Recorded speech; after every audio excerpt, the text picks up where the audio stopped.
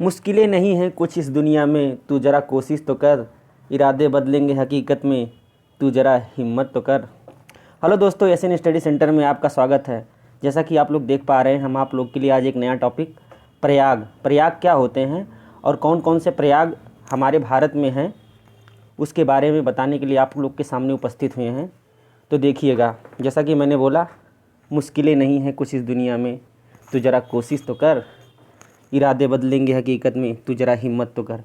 तो उसी के साथ आगे बढ़ते हुए आप देखिएगा प्रयाग क्या होते हैं। आज हम प्रयाग के बारे में सारा कुछ आपको बता देंगे, किस नदी पर, किस नदी के संगम से मिलने पर क्या होता है, सब कुछ बताते हैं। पहले तो जान लीजिए प्रयाग क्या होते हैं। प्रयाग भाई, दो नदियाँ जहाँ मिलती हैं, मतलब दो नदियों का जहाँ संगम होता है, उनके मिलन स्थल को प्रयाग कहते हैं। बस सीधे शब्दों में जान लीजिए।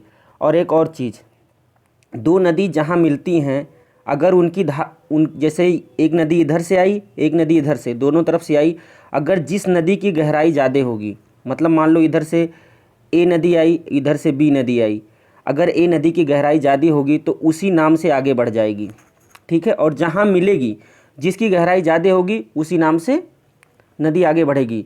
लेकिन अगर गहराई सेम हुई तो क्या होगा, वहाँ नदियों का नाम चेंज हो जाता, दूसरा नाम हो जाएगा, नदी का नाम दूसरा हो जाएगा, ठीक है। लेकिन अगर जिस नदी की गहराई ज़्यादा होगी, वो नदी उसी नाम से आगे बढ़ेगी। अगर दोनों नदियों का नाम सेम है, मतलब दोनों नदियों की गहराई सेम है, तो दूसरी नदी हो जाएगी। और जहाँ मिलेंगी दोनों नदियाँ आके, उसी जगह को बोलते हैं प्रयाग या संगम या मिलन, ठीक है। 3 नाम हैं। आप बस देखिए, कुल मिला के 6 प्रयाग हैं और 6 प्रयाग को कहाँ किस नदी के मिलने से होते हैं हम सब आपको बताते हैं, ठीक है। देखिएगा, पहले मैप देखिए, आप देखिए 6 प्रयाग हैं। पहले मैं प्रयाग के बारे में बता देता हूँ। देखिए, जब धौली गंगा से विष्णु गंगा मिलती है तो कौन सा प्रयाग बनता है, विष्णु प्रयाग बनता है, ठीक है। अलकनंदा, अब बाकी देखिए 4 जो हैं, चारों नदियाँ अलकनंदा से मिलती हैं। अलकनंदा से जब नंदाकिनी नदी मिलती है, नंद प्रयाग बनता है।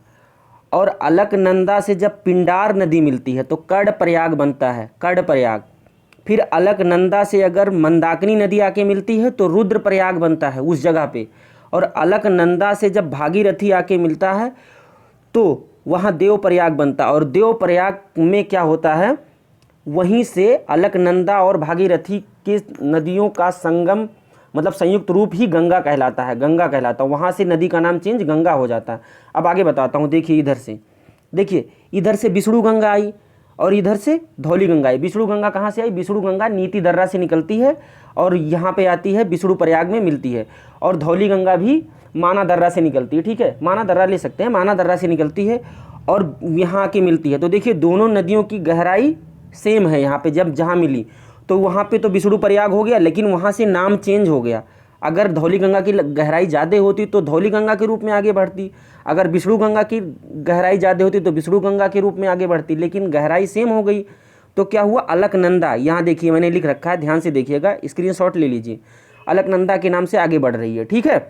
फिर थोड़े से आगे चलने पे क्या होता, अलकनंदा में ही नंदाकिनी नदी आके मिलती है, नंदाकिनी नदी। लेकिन नंदाकिनी नदी आके जहाँ मिलती है वहाँ बनता है नंद प्रयाग। लेकिन नंदाकिनी नदी की गहराई अलकनंदा से कम है तो अलकनंदा नाम से आगे फिर बढ़ रही है अलकनंदा। फिर कुछ आगे जाने के बाद पिंडार नदी आती है। पिंडार नदी आके कहाँ मिलती है, कर्ण प्रयाग पर, तो वहाँ दोनों का संगम का क्या कहलाता है, कर्ण प्रयाग। फिर आगे बढ़ रही है, गहराई पिंडार की कम है तो अलकनंदा नाम से ही आगे बढ़ेगी। फिर अब देखिए, इधर से केदारनाथ से कौन सी नदी निकलती है, मंदाकिनी नदी। कौन सी नदी निकलती है, मंदाकिनी नदी। और मंदाकिनी नदी आगे कहाँ मिलती है, रुद्र प्रयाग पर। तो यहाँ कौन सा प्रयाग हो जाता है, रुद्र प्रयाग, ठीक है।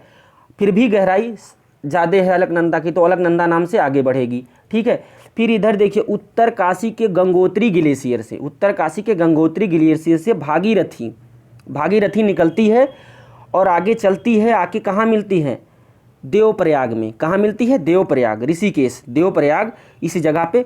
लेकिन यहाँ पे देखिए अलकनंदा से आके मिलती है, लेकिन भागीरथी की लंबाई भी सेम है, मतलब गहराई सेम है और अलकनंदा की गहराई सेम है, तो नाम चेंज होगा तो कौन सा नाम हो जाएगा, गंगा। तो हम कह सकते हैं भागीरथी और अलकनंदा की संयुक्त धारा को ही हम गंगा कहते हैं। गंगा नदी कहीं से, अगर कहीं क्वेश्चन में आता गंगा नदी का उद्गम कहाँ से है, कहाँ से निकलती है, तो आप अगर गंगोत्री है तो मार सकते हैं, लेकिन क्योंकि उत्तराखंड में भागीरथी को ही लोग गंगा मानते हैं वहाँ पे, ठीक है। लेकिन मेन रूप में क्या है कि गंगा क्या है, भागीरथी और अलकनंदा की संयुक्त धारा का रूप है, ठीक है। अब देखिए आगे एक प्रयाग और छूट रहा है, गणेश प्रयाग। भागीरथी आगे जा रही है, उसके बाद भीलांगना नदी आती है, उससे मिल जाती है। भीलांगना नदी कहाँ मिलती है, टिहरी नामक जगह पे है, जहाँ टिहरी बांध परियोजना है, ठीक है। और वहाँ मिलती है टिहरी। अब टिहरी पे क्या होता है, गणेश प्रयाग। जहाँ भागीरथी से जब भीलंगाना नदी मिलती है तो वहाँ गणेश प्रयाग होता है। ये मैंने वहाँ नहीं लिखा था, लेकिन आप यहाँ लिख लीजिएगा, भागीरथी से जब भीलंगाना नदी मिलती है तो गणेश प्रयाग बनता है। अब कैसे याद करेंगे गणेश प्रयाग, कैसे, देखिए टिहरी पे गणेश प्रयाग है, तो गणेश प्रयाग टिहरी पे है, तो गणेश जी का पेट कैसा है, बड़ा सा है। तो टिहरी से डेहरी याद कर लीजिए, डेहरी गाँव में होता है, तो टिहरी से डेहरी, तो टिहरी पे गणेश प्रयाग है, ठीक है। अब आप ध्यान से देख लीजिए और इस मैप का स्क्रीनशॉट ले लीजिए। गंगा नदी तंत्र इतना ही है, बाकी गंगा की सहायक नदियाँ आप किसी बुक से पढ़ लीजिएगा, बाएं तरफ की, दाएं तरफ की, वो सब आपका हो जाएगा, ठीक है। और एक और बात, गंगा नदी वृक्षाकार अपवाह प्रतिरूप बनाती है, सब भी आप देख लेंगे। तो एक बार फिर से मैं प्रयाग के बारे में दिखाई देता हूँ। देखिए अब देखिए वही सेम चीज़ था, धौली गंगा और विष्णु गंगा मिलती है तो क्या होता है, विष्णु प्रयाग होता है। अब देखिए यहाँ दोनों की गहराई सेम है तो अलकनंदा नाम हो गया इनका संयुक्त रूप।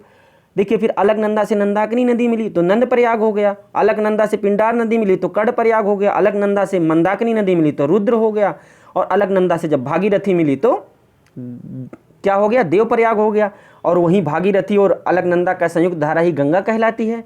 और आगे बात आई, भागीरथी से जब भीलांगना नदी आती मिलती है तो टिहरी नामक जगह पे मिलती है, वहाँ टिहरी बांध परियोजना है। टिहरी की ऊंचाई कितनी है, 255 मीटर गुरुत्व, और ये गुरुत्वीय बांध नहीं है, 260 मीटर है, सॉरी। टिहरी की ऊंचाई लिख देता हूँ मैं आगे आप लोग के लिए, टिहरी बांध की ऊंचाई कितनी है, ये पूछा जाता है ना। टिहरी बांध सबसे ऊंचा बांध है, 260 मीटर है, ठीक है, 260 मीटर। लेकिन ये वैसा बांध है, सिंपल बांध है।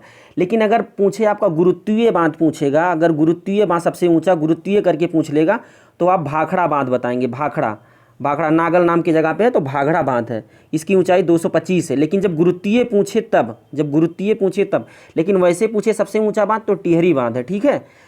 अब इसी के साथ वीडियो समाप्त करते हैं और आप समझ गए होंगे प्रयाग क्या कहते हैं। और अगर आपको वीडियो अच्छी लगती है तो आप वीडियो लाइक करिएगा और अपने दोस्तों के साथ शेयर करिए और ज्ञान का अर्जन करते रहिए, क्योंकि भाई ज्ञान ही एक ऐसी चीज़ है जो आपको आगे ले जा सकती है।